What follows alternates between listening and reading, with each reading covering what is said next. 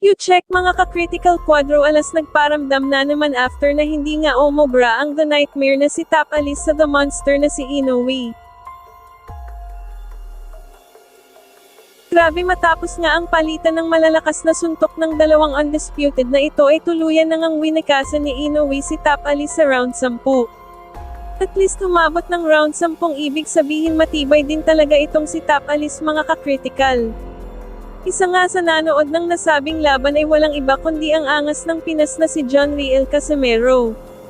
Habang nanonood nga si Quadro Alas ay di nito maiwasang manggigil at pagkatapos mismo ng laban ay nag-post ito ng madiinang mensahe at ito nga ay ang paghamon niya kay Inoue. Ayun nga kay John Riel na after daw nitong matalo si Nery ay sana next year maikasa na ang pinakahihintay na laban ng magkaalaman.